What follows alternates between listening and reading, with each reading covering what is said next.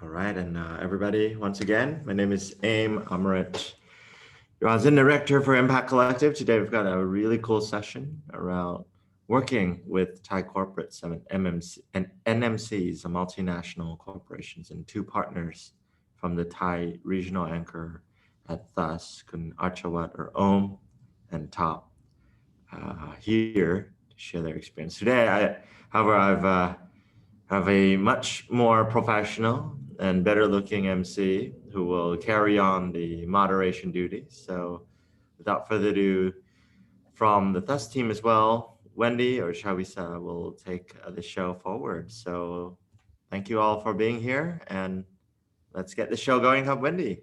Yes. So, but PM, please feel free to join anytime you want. And then, so today we will start with the two advisors of that team. So where everyone might know them from the being RA of one of the RA in IC. So I will start with Piom. Can you please introduce yourself and tell us about what are you doing right now? And then, yeah. Hello, everybody. Thank you very much for joining the call and interested in doing business in Thailand. My name is Om. I'm an advisor to THUS. I have been working in large global company for the last 25 years. Majority of my work having something to do with policies, sustainability, communications, and innovations. So, it is an honor to be here today. Probably hopefully have a good conversation with you guys who's also trying to do great things for environment and sustainability. I'm currently looking after environmental policy, sustainability, and innovation for PepsiCo across Asia Pacific. But the caveat is today I'm not representing the company. I am my own man. And I will, try my best, share with you the experience that I have to address any question that you have. Nice meeting you all. Thank you. So coming up next is Pit Top. Please say hi. Hi, yes, my name is Taungsithanon.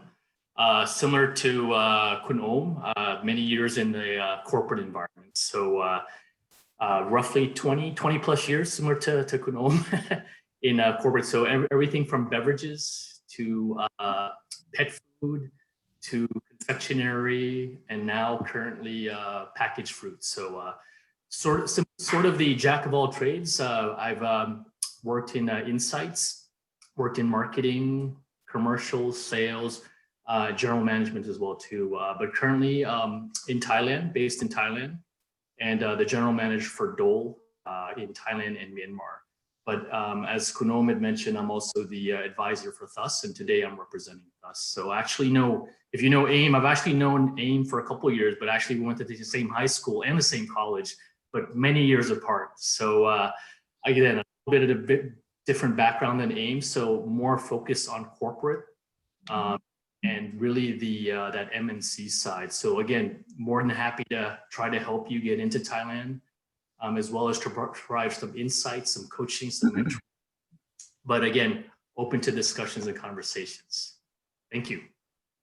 Thank you. Really cool. Like both of you have a really strong experience according to the corporate scene. So let's start with the first questions then to kick off our session today. So why do you think Thailand is famous for corporate innovation, as like most of the corporates has turned themselves into more innovative and then trying to transform themselves from the old school kind of corporates? So start off with any one of you. Piom is fine. Okay. Thank you for your questions. I think different companies have different reasons as to why they are engaging in act of innovations. The optimistic one is probably doing so and exploring future opportunities. But there are also some who's engaging in innovation just to safeguard their territories. more on the offensive side.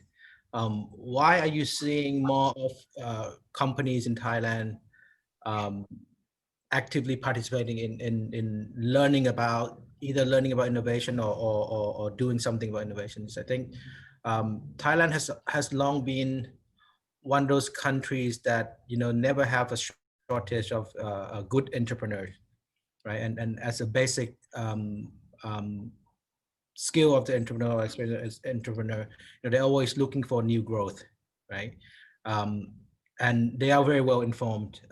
You may not know that there are a number of large corporations that especially in Thailand now become the global company. Our major conglomerates like CP is the world's largest exporter of chicken and shrimp.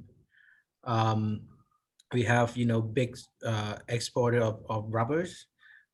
We do have PTT is one of the national oil company that is actually made it to Fortune 500, global Fortune 500. So there are a lot of well-funded, very capable corporate executives working for a local company who's looking at the world, monitoring where growth opportunity may be or where threat will be, and really interested in driving that change instead of waiting for the change to come upon them.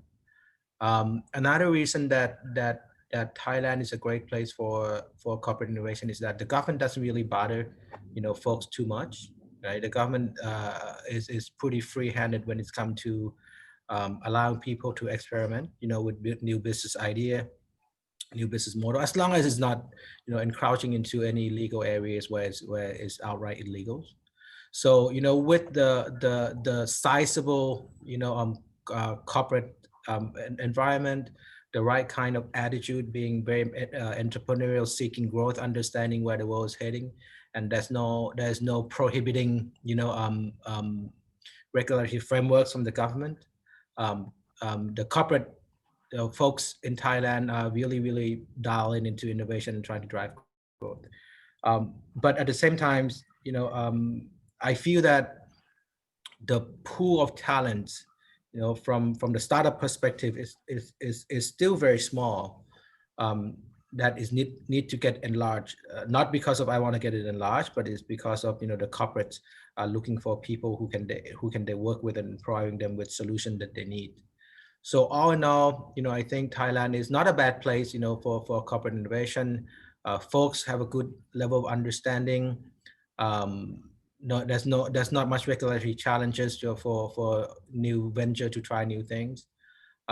Later on, I'm sure there'll be other questions as to what exactly working in Thailand with large company, what are the do and the don't. So I'm just going to pause here and I'm going to spend some time later to talk about that.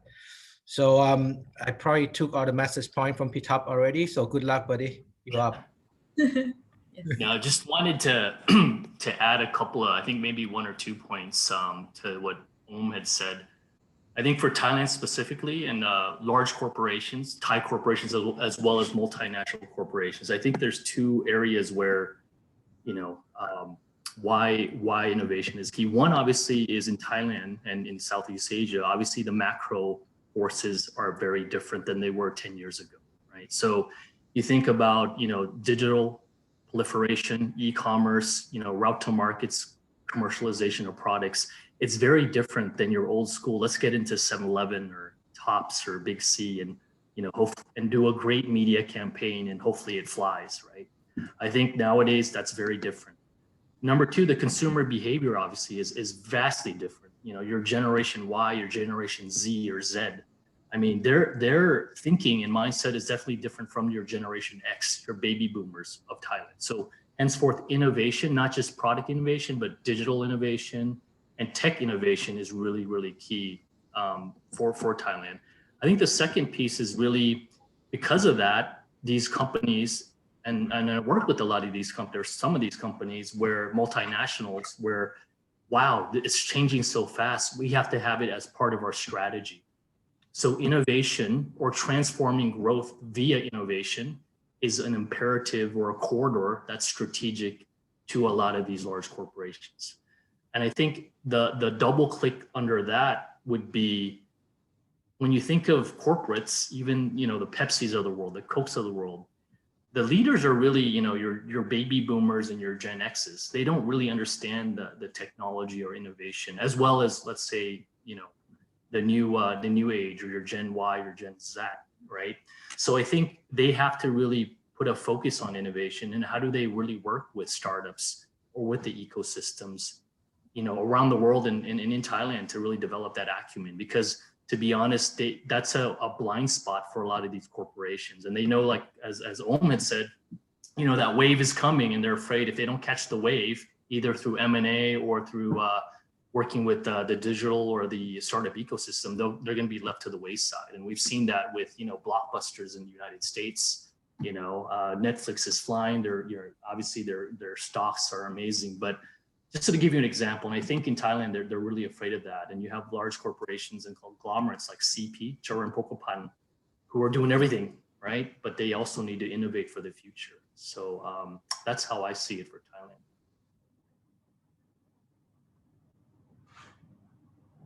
I think I would, in interest of time, and we use this time wisely, instead of us, me and Top, telling story tales, to Sam and the edge. What are your questions? What can we help you?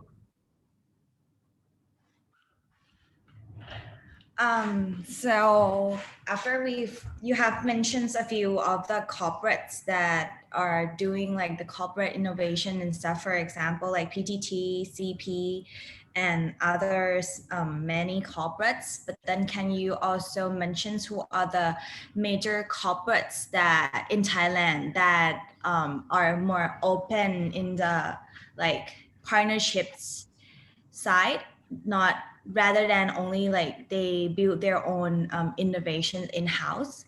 Can you mention a few of them so that like the teams can know who should they approach and stuff? Sure. Top, you want to take that, or you want me to take it? Yeah, I can take a crack at it. And this is Thai specific companies or just in general, Wendy?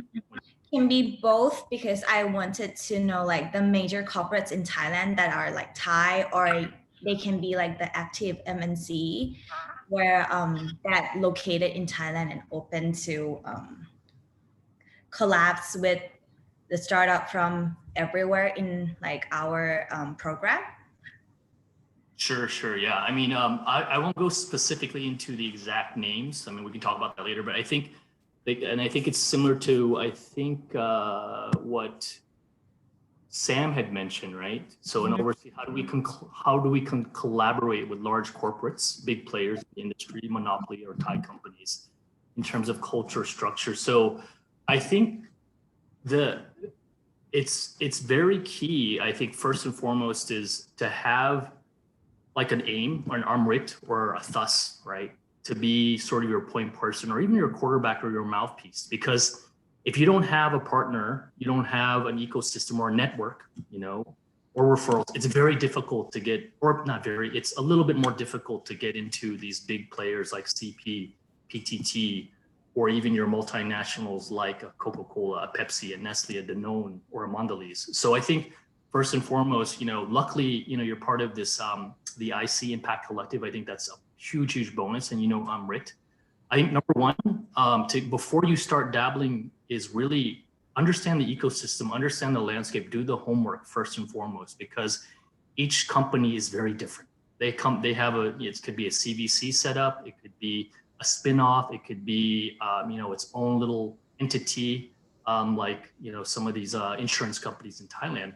But understand and in that sector you're in, who are the big players? That's my number one advice. Number two is talk to guys like Amarit, myself, Om, or others. We can introduce you to the ecosystem or other players to understand who are some of the other startups, or who could you collaborate and partner with to really come into Thailand. And I think the final piece would be, before approaching a Thai conglomerate, you mentioned it very well. What's the culture of that conglomerate or that company? Who have they worked with? What were the misses? What was working or not working? So before you actually talk to them, you've done your homework, because again, it's Asia, right? So relationships are key. Understanding what's worked and what has not worked. What are their pain points? What are their what are their buttons that you need to push? That's really key. And also understanding their strategy and how you fit into that strategy. So an example that I've worked with is when I was working with my former company. We wanted to transform and innovate, but Global had no idea how to do that. It's just something on PowerPoint, right? You got a bullet or a slide. We need to transform for the future. What does that mean? So really that means is, okay, let's test and learn, pilot something. So I, worked with actually AIM. I attended a hackathon with AIM and OHM, and, met up with a few startups in the field, in the sector, had a great conversation with them. And next thing you know, we had a RFP, request for proposal, for them to work on a local initiative that now is spun off into a global initiative using, obviously a marketplace platform and really digital subscription. So long story short, you need to get into the ecosystem, really network, and then it's by chance and luck sometimes you'll find something. Well, but I think it starts off with working with AIM in the ecosystem and understanding the landscape first and foremost. So you have mentioned about like the key is the relationship, but then is great products or great service also really important? Yeah. Again, going back to, if you're able to, let's say, filter the companies and corporations you really want to work with or partner with, or pitch to, understand what their strategy is and see how your product, your offering, your solution fits into their strategy and their future offerings, number one. And number two, definitely these guys are smart, right? So unlike maybe VCs, are a little bit more flex and more, they have the people, they have the lawyers, they have the legal team, they have the financial people to really do the due diligence. So you need to be definitely professional and buttoned up, and in order to really come out to be really professional. But yeah, obviously you definitely need to understand what their strategy is, but how do your product and offerings fit into that? Yeah, sure. Thank you. So Piom, do you have anything to add on this questions? I agree with Top. I think relationship and connection is quite vital in Thailand. I myself had an opportunity to introduce a few Thai local startups into companies that I have worked with, and they are now working at regional and global scales, right? Some of them just started engaging a large group of multinational companies. So get to know people like AIM, get to know the Thai ecosystem. I think that's the number one thing that you have to do if when you come here. Forget about the customer for now, right? Understand the lay of the land first. Once you get to the stage where you actually start engaging local Thai companies, a lot of time people would love to aim for the bigger, the better, right? The bigger, hopefully that the bigger company will give you the bigger paycheck or the bigger pilots.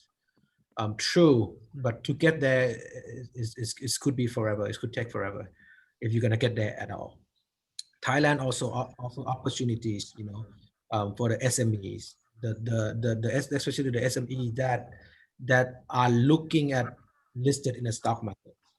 All of them need story in order to explain to the investor why they raise fund, right? And a lot of them also seeking a new S curve as part of their package for investment. That to me is a more interesting group to work with, because you're usually going to end up working with the owner him or herself. Unlike if you go for the large conglomerate in Thailand, you end up working with some manager for a few months, then you get to see the director for a few months, then you get to see a VP in a few months. And then when you get to the top of the chain, you will say that thanks, but no thanks. And right then and there, you just waste 8 months for nothing, right? So work the ecosystem, identify customer. Doesn't necessarily have to be a large conglomerate. We have a lot of size of SME, especially one that trying to raise fund, and they actually need us more than large company, to be honest with you. The huge conglomerate, they get the 1%. Right?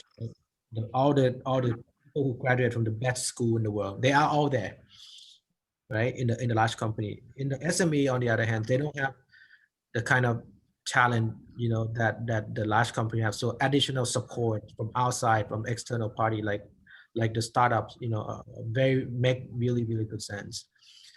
Now, if you get to the stage where you get to actually talk to the business owner, a little bit of a cultural sharing, I would say. Thailand is a culture where what you see is not what you get. I'm smiling to you right now, but maybe I'm calling your names. Who knows, right? But it's a culture that put a lot of emphasis on being polite and kind. So make sure that you know how to read between the line.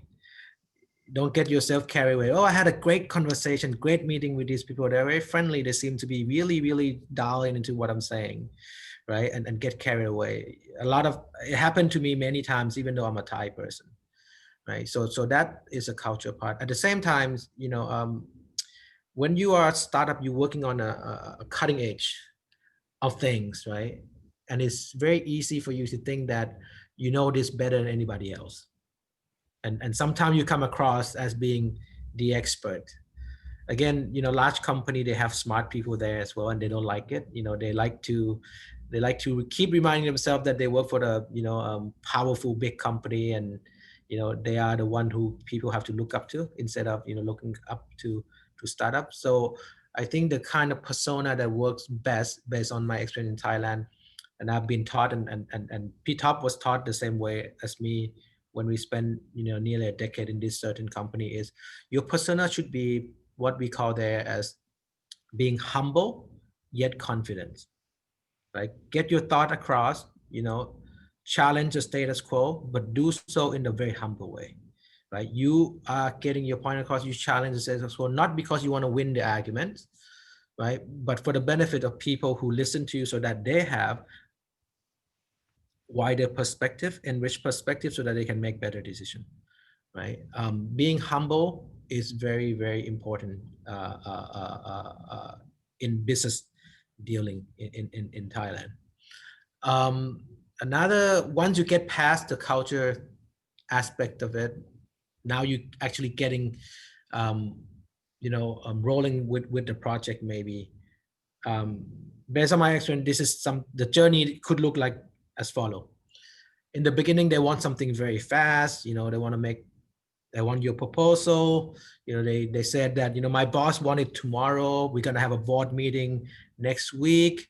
Can you putting something together really quickly? And they get excited. You don't sleep for a few days, getting it done, send it to them, and then they disappear for months sometimes, right? So be prepared to know that your work is somebody else's work. That person is just lazy, right? So you're taking your work and try to sell it in. But selling things in corporate takes a lot of time. I say this because I've done it before. I'm sure Top done it before as well. Bastard.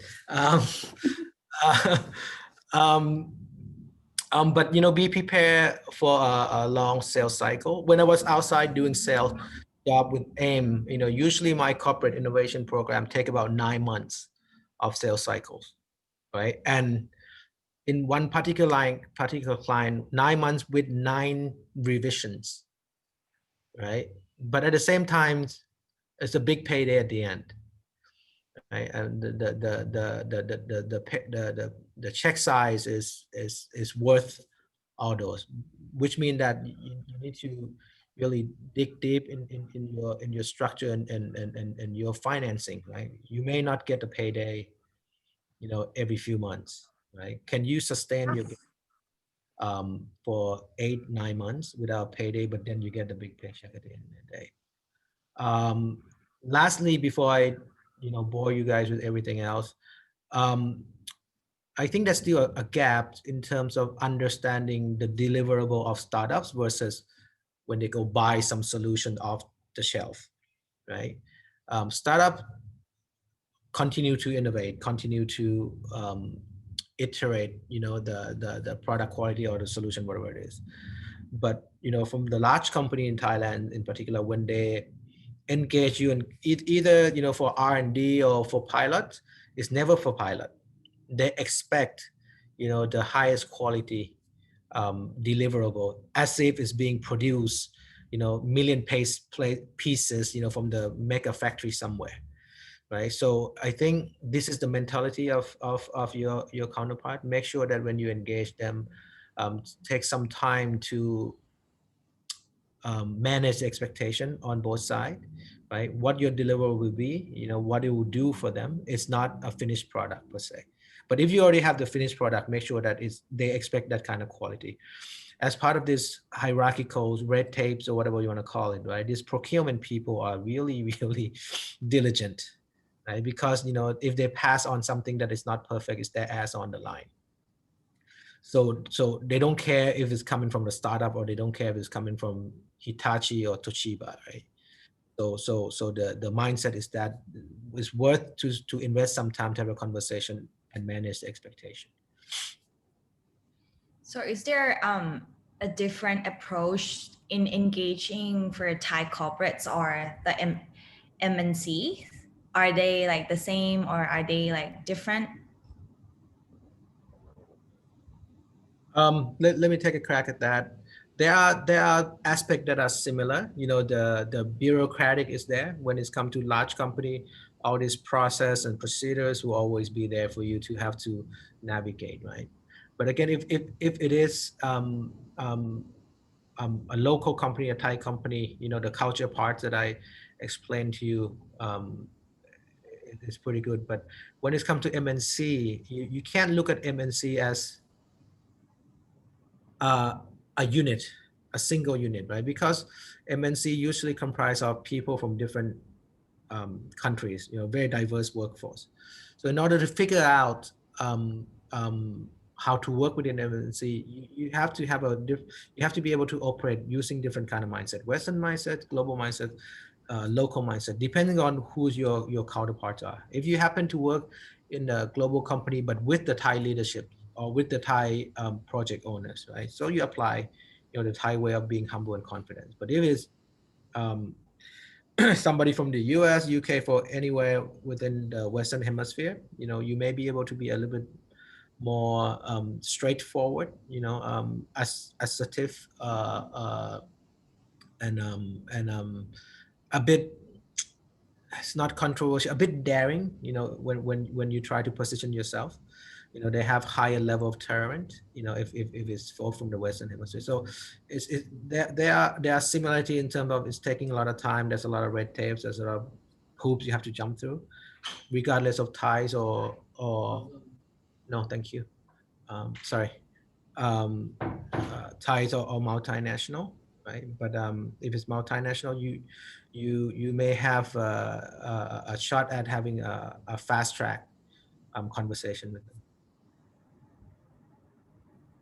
Yeah, I think right now I would say every company is a little bit unique. MNCs, Thai conglomerates, and it depends upon the management, the leadership, obviously.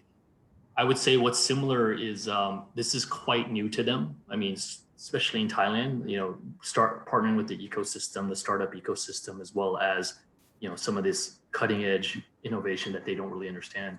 I think going back to what we had discussed prior to that, and just to add on to what Om had mentioned, was a lot of times, and you'll face this, the Thai conglomerates, large corporations, and even multinationals, they don't know what they want. That's why it's taking 9 months, to be completely honest. They don't have a clear brief. It's a strategy. It's 1 or 2 bullet points. We need to transform our growth and innovate. Wow, that's great. But what does that mean to them, to the business, to their company, to their teams? How does the organization be structured? What's the, value chains, everything. So sometimes why it takes long is, they don't really know what they want. Sometimes it's up to the startups to enlighten them or show them the light at the end of the tunnel via obviously, 20 pitches or 20 meetings. And Om had mentioned, right? Sometimes it takes a good 3, 9, or 12 months. I mean, AIM can attest to it as well too. So a lot of times when you ask them what they want, right? It's like, yeah, I need this by tomorrow, and this is what I kind of need. So it's very vague sometimes, but you really need to get at, okay, what do they really need? Or maybe they might not know, but how do you swing it to your favor where, okay, this is what the trends are. These are the insights from a consumer, customer, macro standpoint. These are the needs and pain points and challenges. That's what worked well for us, or worked well for some of these startups, or when we try to do advisory for other companies. Sometimes, even the owners, they've always done things a certain way for 20, 30 years. It's hard for them to pivot, maneuver, or even, sidestep something. So it's great that they're working with startups, but sometimes, they don't know what's hitting them. So I think that's another key piece to really keep in mind in terms of, you get a brief, but the brief is vague, or they don't know what they're talking about, or they don't know what they want. Sometimes you run with that, but you also have to have something in your back pocket to say, well, these are the key challenges, pain points, or consumer needs or latent needs that need to be addressed, and this is how we can do it. If not, you're gonna go into this, you're gonna be in that hamster wheel, like running really, really fast and getting nowhere. Would be my advice. Just the last bit is that you'd be surprised how large company are not very good at project management, right? So once you get in and you are able to work with them, make sure that you have somebody who's really, really good at project management, because of the size of the company, because of the approval process, because of a line of controls, whatever it is project that you're engaging with them, usually will be plugged into a very complex structure that without a very good project management capabilities, you can get yourself into a lot of trouble of not getting the answer, not getting the feedback, or having to go round and round. I thought we cleared this, but the other person said that is not clear with him or her. So project management, believe it or not, is not very really good within large organization because of this silo structure that they have. So your value added can be shown very quickly, aside from deliverable, is your ability to work with them to move things along quite smoothly. Having your project management person there doing the magic is the quick win. So both Piom and Pitov have mentioned PMs quite many times. So while you're here, can you kind of share with us, as you have worked with a lot of Thai corporates and also a lot of MNC. So can you share us a few tips on how to approach them? Sure. Well, definitely there's a element of thought leadership that goes involved to actually getting on the radar of the corporate. So in Thailand, I think international teams from Impact Collective have an edge in terms of coming from maybe international markets where people are feel that the technology or the progress that you've made building your business elsewhere is superior. And that's kind of a little bit of a sad thing, but true. Sometimes the international company does the same thing as a local Thai startup. There's just an aura and vibe of exoticness to it. Now, to get onto their kind of consideration list, a lot of these companies are doing a lot of research. They have analysts, they have teams, they're going out to conferences, and whether they're hearing you speak, seeing you published or on the news, maybe you're blogging or writing and being quite active in generating content. That gets you one foot in the door, which is okay, worth to take a meeting. And I think from there, usually what really seals the deal in terms of getting that first physical meeting is a strong referral. I think in Thailand and most of Southeast Asia, there's a a medium to low trust culture. So we're quite mindful that, you know, there's a lot of scammers on the market. Legal recourse, suing anybody is a pain in the butt, and it's hard to do DD and background checks. Only the very few most active people will ask you for, like, give me 2 references and what would your client say about you, and then call that client. And sometimes it could come off across as untrustworthy or rude. So usually what corporate partners like to do is they call me, or they call Archawat and say, hey, I've heard of this team, what do you think? So there are key opinion leaders in the ecosystem that are sort of the kind of the DD clearinghouse to say, yep, this team is legit. This team is probably a scammer. I've never heard of them. I'm going to go do some more research. So what I end up doing oftentimes is I talk to counterparties like myself. There's a co-working guy in Malaysia. There's a community leader in Japan. And then I ask them, like, hey, what's going on with this team?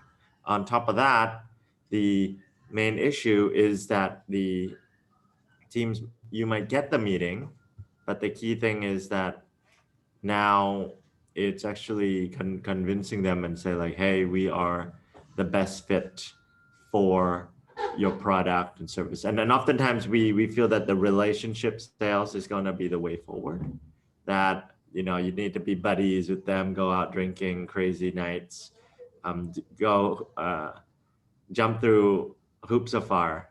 I think that's kind of the classic way to do it, but definitely it's very costly. And for a lot of teams in Impact Collective, you don't have the time and luxury to fly in and be anchored there.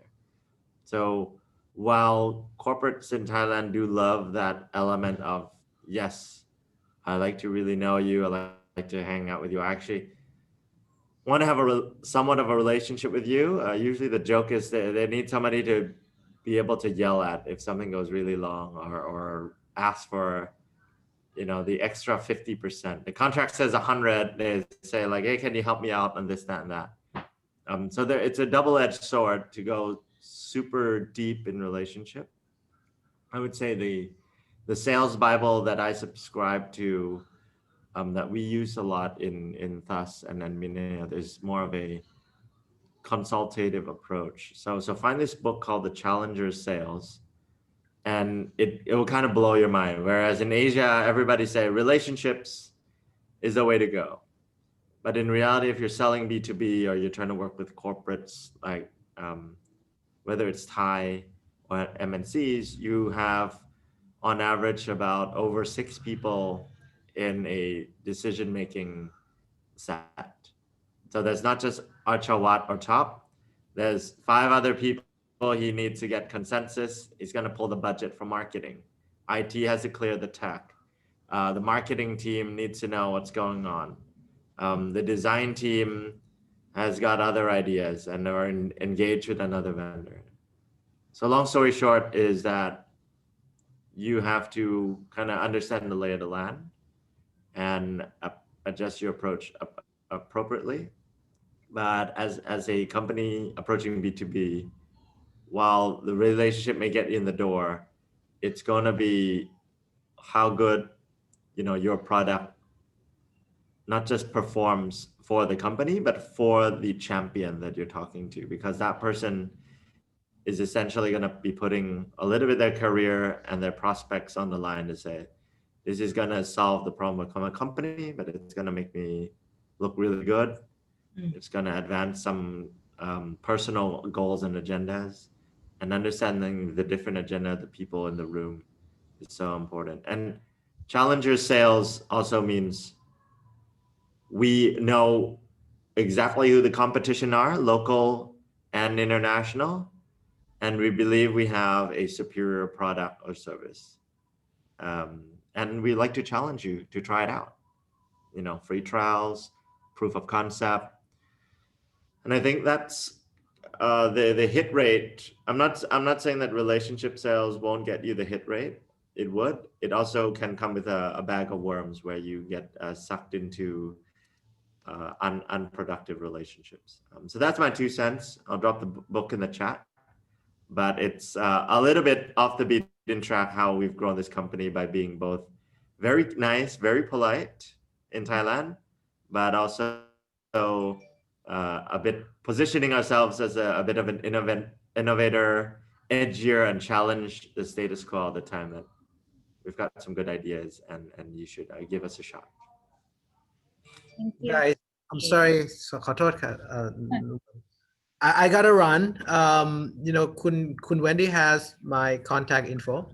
If you have any questions for me, you know, please feel free to shoot them over. I'll address them as quickly as I receive it. Otherwise, you know, good luck with what you're trying to do in Thailand. When please make sure that you let me and Top and Ames know so we can continue to support you. Okay. Thank you guys. Bye. Good luck. Bye. All right. So now it's Kun Top show. We've got about 13 minutes to go. So folks, I have one question. Go ahead. The audience. So he said our first targets are usually government, as in Solid West to concrete cycle starts and end with government control. So how is it best to approach them? So should we find local conglomerate or from top down? Because in EU, government assigns a large construction company, but it may be the other way around. Yeah, I think depending upon the type of project or the type of business and working with the government, it's a little bit tricky with all governments, right? I think Thailand is a little bit tricky, maybe trickier than even Thai conglomerates and MNCs, right? And I think AIM actually, he's a government regulator or regulations expert. So he works a lot with the government in Thailand and in Southeast Asia.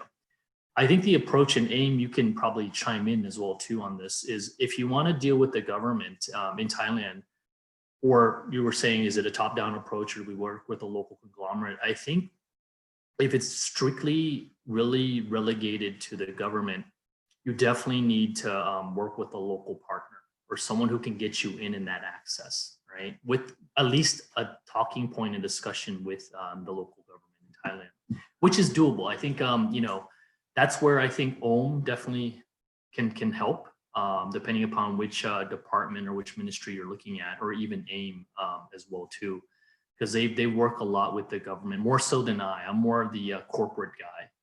But I would say which ministry or ministries or which departments you want to work with, do the homework, or maybe you already know already. And then I would say, you know, reach out to AIM, myself or OM, and we could definitely give you, because I think a local conglomerate is still difficult just because it depends upon what their credentials and their juice is with the government, right? So if they have a bad rapport with the government, or, you know, and it's useless. But if it's strictly the government, then yeah, you definitely want to figure the lay of the land similar to an MNC.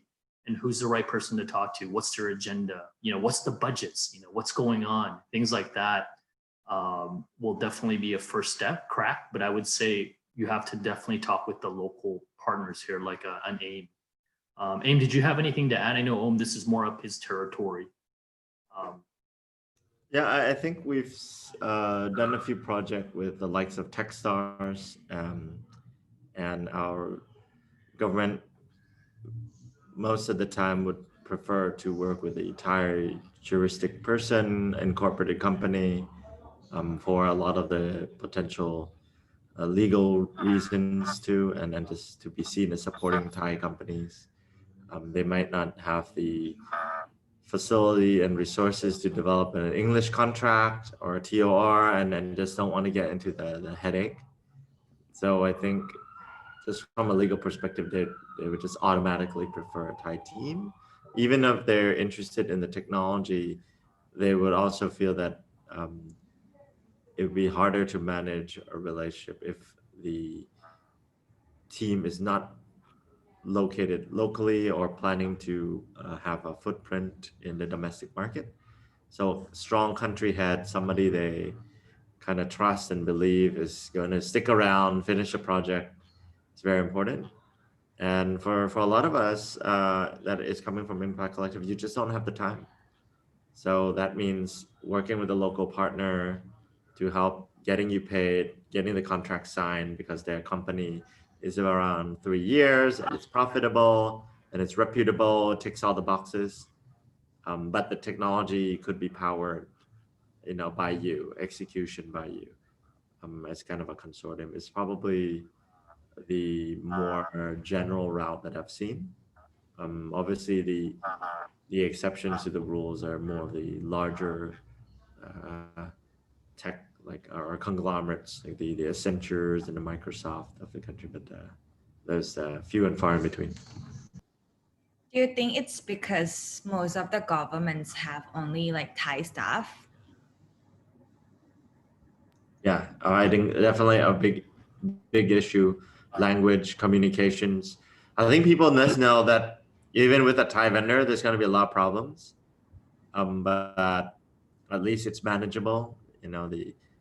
The experience is always like, okay, maybe even sometimes our government agency, they're kind of, I wouldn't say winging it, but they definitely are. They've also got questions and they're not quite sure of the policy and they're changing their mind a lot, and a lot of things are still kind of building as they go along. And I think their fear is with Thai organizations, they'll understand. With international ones, many companies would freak out, like, well, this is not what we agreed to, and no, I'm not doing this thing extra. And just that kind of confrontational experience is something that Thai people avoid in the workplace a lot. Like they, it's just like almost saying, everybody tries to act polite, even though maybe some of the requests, people are texting us at 11 p.m. or midnight for send us some stuff because I need to go and meet my boss tomorrow. And I declined your meeting the other day, but I need these info right now. Otherwise I have nothing to show my boss. And in most other countries, they'll be like, screw you, I ain't got time for this. In Thailand, you might actually say, well, okay, am I gonna do this person a favor? Is this part of the relationship? Is this gonna strengthen our bond?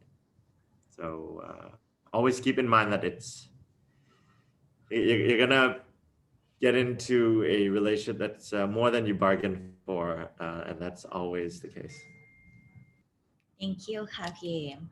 So I think we have like 5 minutes left. So I would like to ask Pitop for the advice on the last question. So can you give us advice on like where for working with Thai corporates? So is there anything we should look for and should watch out for the biggest failure point and then don't do when working with Thai corporates? I would probably just summarize what myself and Aim had just discussed earlier. I think definitely if it's very a Thai conglomerate and they're very Thai, I would say definitely be humble but confident. Have your point of view. You can challenge, but challenge in a delicate, polite manner. You probably don't want to come guns blazing and tell them how to do things because they'll probably rub them the wrong way. I think the attitude would be humble, confident, know your game, and be very concise and precise because sometimes language could be a barrier, right? I would say before that, also do the homework. Obviously, we talked about it earlier. Talk to guys like Aim, and he's got a great network. And outside of the network of IC or Impacted Collective, talk to some of the key players out there, what they're learning, what are they seeing, or maybe people within your country or within your region that's worked in Thailand to get some learnings and best practices. Because Thai conglomerates and corporates are, they're their own species.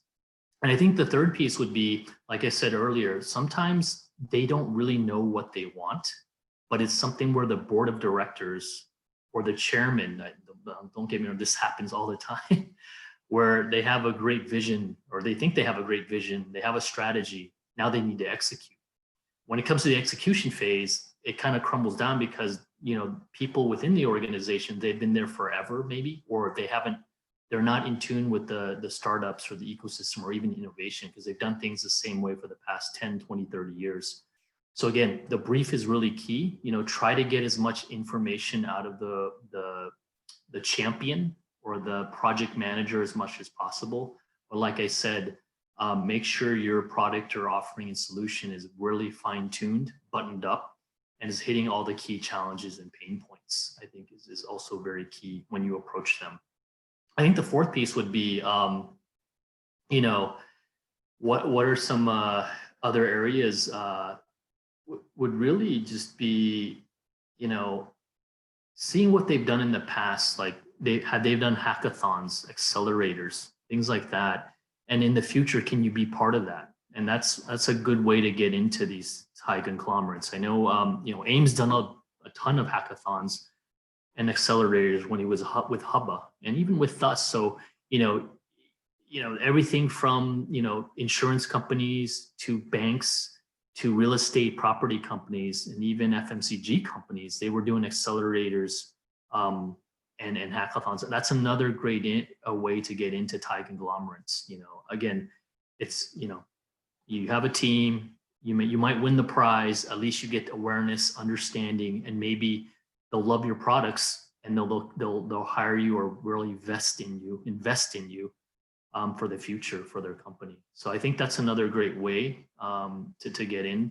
But again, right now with COVID and everything, it's probably a bit challenging. But in the future, I think it'll start opening up a bit, and hopefully that'll be another a channel for startups around the world as well as in Thailand to really get on the footprint or the roadmap and radar with these Thai conglomerates.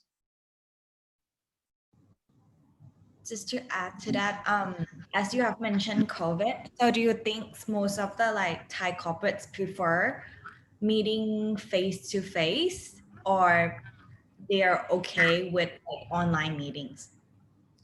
Yeah, I think AIM and I just did some research around this actually with the VCs or investors and financial FIs, financial institutions. And I think what we're seeing in Thailand specifically is one, Thailand in terms of COVID isn't as bad as the other markets like in Asia, like Philippines, India. So again, in terms of if you're domestically located in Thailand, I think you can easily get that in-person, face-to-face meeting or interview or pitch. So that's not an issue. Now, if you're coming from obviously abroad or within the region or even outside the region, I think they'll be a little bit scared, right? So right now there's also restrictions as well too to come into Thailand. I think they're starting to open up, but there's still a lot more restrictions. So I think the way forward is it's easy. Like everyone is on Zoom, on Blue Jeans or whatever. So I think it's really, really simple and everyone's used to it now. It's kind of like I say, I hate to use it, the new norm. So it's something that is should be easy to use. Yeah, and Sam mentioned a good point, an interesting point. If it's not face to face, do things move a little bit slower? I would say, especially if you're abroad, Sam, I'm not sure where you're located, like Singapore, Malaysia. Yes, I would say it will be much more, not much, but it will be slower as opposed to we're based in Thailand. We can do a video con, pick up the phone, and then, hey, are you free? Let's meet up for lunch, obviously. But when you're physically or remote from Thailand, it does cause some challenges. And I think it will be a little bit slower. And as we mentioned, part of it is relationship. It's still very key. People like to see, especially Thais, they like to see who you are, what you look like, is your feng shui okay? All that good stuff. Especially CP, right? So that in-person face-to-face dialogue, and as AIM had mentioned, sometimes you have to go out with them, show them your character, your true self, and it's a little bit different than maybe in the European style or even the American style, where it's more, okay, let's just get it done, chop, chop, chop, we're finished. Let's I need your John Hancock and signature. But in Thailand, yeah, Thai conglomerates, it does take some more time, and that in-person meeting is really, really key, I would say. Even for myself as a Thai, you know, even I'm in Thailand, you know, video con is great, but, or a telephone is great, but having that handshake or the why or whatever is really key. Is really key. Thank you. Sure.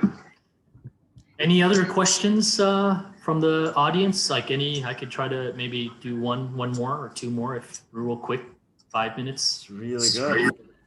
Thank you so much. So yeah, folks, you have Top and, you know, two expensive executives by the hour ready to answer any questions.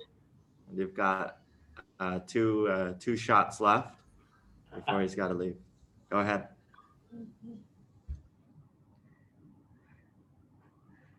You can like unmute your mic and then ask Top right away if you have any. Hi guys. Hey. We have a lot of background noise. No problem. I'm in a cafe, an actual cafe. I see you have a virtual background, right? Thanks for your answers. We would be the ones working with governments. So our key challenge is obviously credibility and to start like a sample project level demonstrations. So that's what we are trying to find our way around. And yeah, so we need some local partners, probably not a conglomerate, I think, to get through the doors. Correct. I agree. And I guess at the phase you're at right now, do you have a prototype or a, you know, sort of a pilot that you've already done or best practice that you've done in other markets or other countries? Yeah, not in the region. We have in Europe. In Europe, even better. Yeah. I think that would be a great foot in the door. If you establish like a local, I won't say partner, but like a local network, like AIM, for instance, and you have a great best practice or a pilot that you've done that has great APIs and are good or you're learning from it, I think that's a great foot in the door as opposed to, you know, starting from scratch with an idea. So you would have actually a prototype or a proof of concept, I would say, and then that would be a great foot in the door. Especially, it's a little bit difficult now if you're based abroad. You know, I think you would maybe need someone to help be the facilitator to expedite and accelerate the process. As opposed to coming in trying to figure out, okay, who in the government do I need to contact? I would say you want to build a case and have, you know, do a dual approach to it and have someone like you know, if someone from IC or someone like an AIM or your partner to help talk to them or navigate through the system the right way is where I would start. I'm sorry, where are you located? Physically, I'm in Bali. Bali, okay, so not too far, okay. Yes, we are still in lockdown, but at least close. And the main company is back in Hungary, in Europe. I'm Hungarian. Sure. And we started to visit government here also in Indonesia. We had good feedback. Only the startup projects, you need like significant efforts. And what we found mostly is the government arms, like the different government bodies should talk to each other more, because what we do is we can replace aggregate and gravel 100% with plastic waste or any other kind of waste in concrete. Wow. So you don't put in stones into the concrete mix, you put plastic waste. And one arm of the government usually handles plastic, which is the environmental part of the government. And the transportation arm is usually building roads. So what we could do essentially, if they talk to each other, put about 4,000 metric tons of waste into every single kilometer of highway, for example. I see, yeah. And I would say in Thailand, you'll probably have the same issues with that silo you're talking about. So, you know, even, you know, with us, when we work with the government and, you know, even Om's a government relations expert, sometimes you pitch an idea, but you have to pitch in a way so that department or ministry gets, you know, the favor right? Sometimes Yep. if you do it the wrong way, not the wrong way, but if you go it another way, the way you want it to go, they might, well, that's, the Department of Tourism, I'm making that up, or this is the Department of Agriculture. So, or the Ministry of Agriculture. So you're absolutely right. I think that's why it's key to understand the lay of the land for each of these markets you're trying to get into. Because I think that process will take a bit of time. Finding the right, person or the right department and the person, and also trying to navigate through that is the key. Well, it sounds like you're doing a great job there.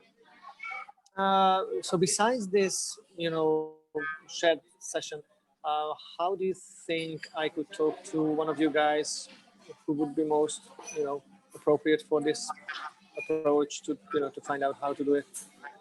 Sure. AIM, did you Yeah. catch it? Yeah. Sure, What would, an IC perspective, what would be next steps? Yeah, so I think you've got your RAs who are kind of supporting you to go on this journey. So if you can talk to them and you'd like to book a slot with Top or Archawat, and that RA will coordinate with Wendy just to make sure everything happens. But use your RA as your extended,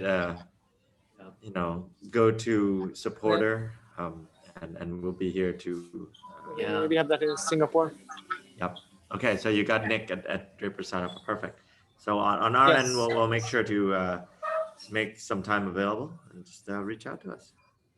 Yeah, I think Archawat or Om, Om who's on the call too, is the sort of the guru or government regulations. So he knows the government sort of inside and out. That was his job, or still is his job, I think.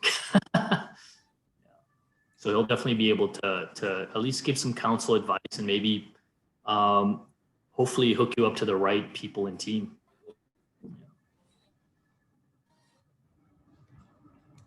Sounds like a plan. Awesome. So I think Wendy, guess that's all the time we have. 8 minutes over time, but right on time because we started a little late. So without further ado, thank you to Wendy for amazing moderation. Couldn't top. Archawat had to leave early. Everybody who joined today, all great questions. Until next time, and I know while you might have seen a lot of exciting news in Thailand, this is both the worst time to think of expanding here, but also the best time because there's probably less competition and there's going to be a big need for economic recovery once all this is done and dusted. So never bet on Thailand not recovering. Every time we have a coup d'etat or protest, the day after, everything just goes on business as usual. And until next time, folks, stay safe, good luck, and keep fighting the good fight. Take care. Okay, thanks. Thanks, guys. You're welcome. Thank you, guys. Bye-bye. Bye.